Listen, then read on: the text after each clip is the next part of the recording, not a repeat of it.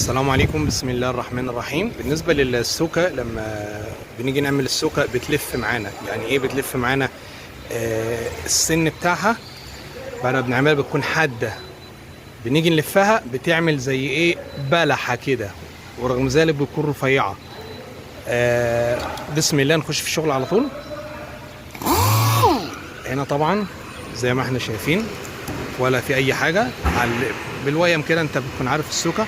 شد اللزق كده اهوت، اهي شريطين لزق فوق بعض، ونبدأ نصنفر فوق. بسم الله.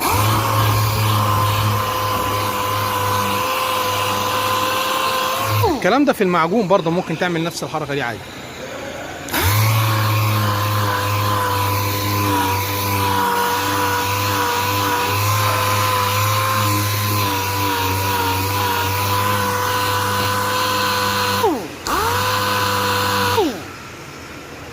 بص هنا كده، شايف اللي جوه ده لازم يتصنفر، او لو مش هنصنفره لما نيجي ننقل اللزق بقى نشوف هننقل اللزق ازاي. شايفين يا رجاله؟ لازم اي هنا، وممكن تعلم بالقلم الرصاص يكون افضل برضك.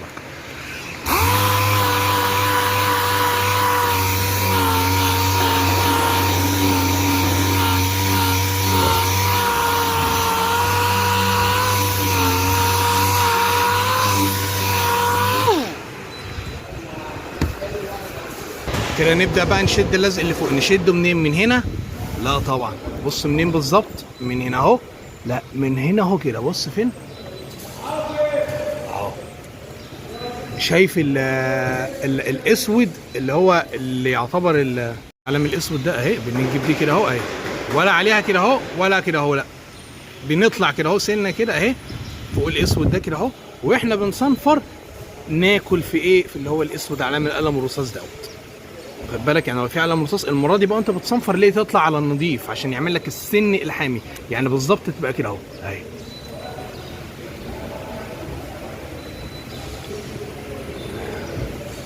شايف ازاي؟ لو صنفرت تحت وعلامه القلم الرصاص موجود كده مش صح. ليه؟ لان معنى علامه القلم الرصاص موجود ان الصنفره ما جاتش عليه.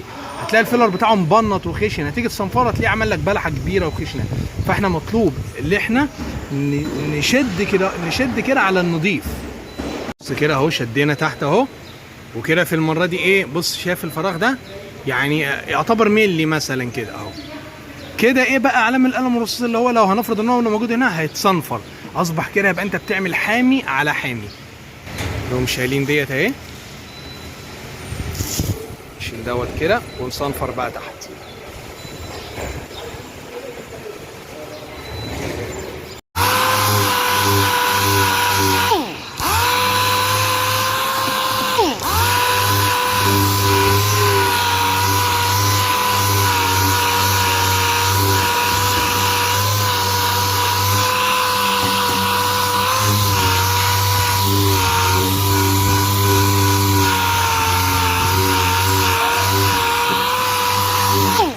بص كده مفيش اي علام ولا اي حاجه، كله كده بص بقى نضيف، وفوق منه اصلا نضيف. واخد بالك؟ يعني هي بقى كله ايه، اساس او فيلر. ده اساس او فيلر اللي بنصنفره ده.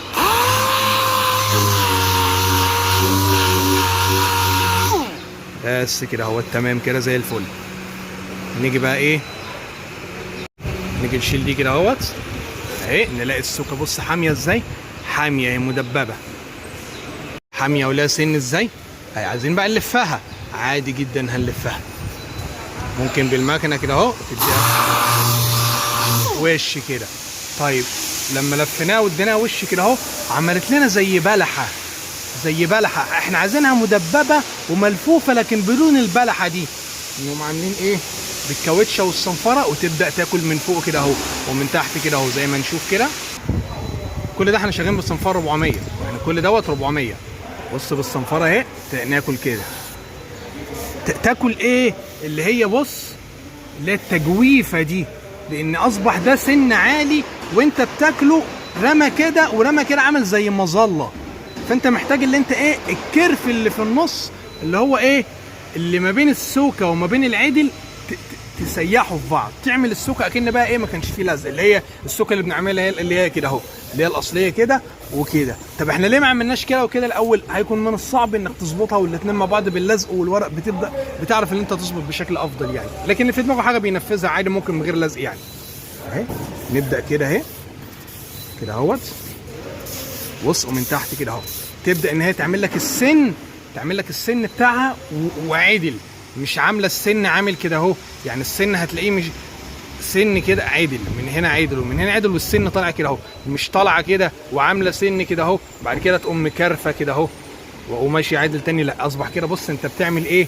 السن بتعمله وفي نفس الوقت مفيش ايه اللي هي الكرفه دي، مفيش اللفه دي اهو.